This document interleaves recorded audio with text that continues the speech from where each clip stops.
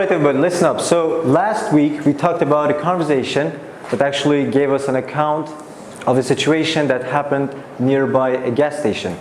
As for this week, we've been practicing a conversation about a situation that actually happens at a bookshop. Alright? So these lessons, these conversations are designed to sort of familiarize you with what? With real authentic English conversation. So that seems to be the objective and that seems to be the goal over here. Now, I'm going to go ahead and ask some questions that are basically related to our conversation. Alright? So I want you all to actually think a little bit and try to come up with the best answer possible. So let's get started. For instance, my first question would be, how many participants do we have in this conversation? How many participants? Yes? 3. We have 3 participants, right? So A, basically, A represents a student. We have 3, A, B, and C. A represents a student, B represents another student, and with C being what? Being the bookshop keeper. So we have 3 participants in this conversation. Alright, now move on. Let's move on, everybody. So in this conversation, we have A and B, which happen to be 2 students. So as they cruise, as they walk through the shelves or the aisles of the bookshop, a student A looks over at a book and he says, I want to buy that book, right?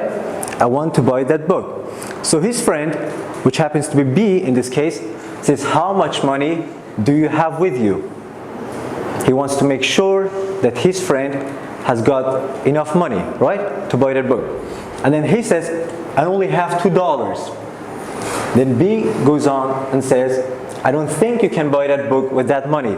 So why does he say that he cannot, that a student A, for instance, in this case, cannot buy that book? Why? Yes?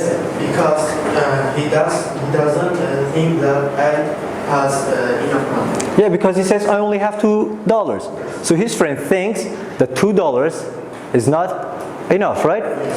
And then A says, are you sure? Are you sure?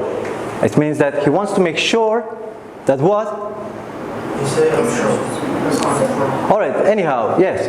And then B says, yes, I'm sure. A asks his friend, how much is it? So obviously B doesn't know, right? The student B doesn't know. Now A walks up to the bookshop keeper and he says, excuse me, sir. And we said if it was a woman, he would say, excuse me, ma'am, right? Now he walks up to the bookshop keeper and he wants to ask for the price of the book, right? So how much is the book? How much is the book? Yes? It's $6. It is $6. So the price of the book is $6. It's $6. So C, which is the bookshop keeper, he says, it's only $6. Would you like to buy it? And then A says, I don't know. Why? Why he says, I don't know?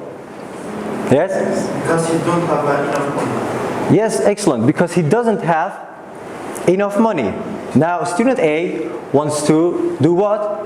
Wants to borrow some money from his friend, which in this case happens to be B. And then he says to his friend, he says, can I borrow some money from you? And in response, his friend says, I only have $3. So how much money does he have? He has $3. He's got only $3, right? He has $3. And then he says, we can buy the book tomorrow. Why does he say that? Yes? Because he doesn't have enough money. Because he doesn't have enough money, right? Because his friend, A, how much money did A have? $2. He had $2, right? And then his friend has $3. It means that, yes, so how much was the book? $6. It was $6. The book was actually $6. So A had, or has, in this case, $2. His friend has $3. It means, yeah, $5. Still, we're $1 short. So even if he was to actually borrow some money from his friend, still it would not be enough to actually buy the book. Why? Because he $5. Because, so that seems to be the response, yes. And then he says, all right then. And I believe that brings us to the end of our conversation.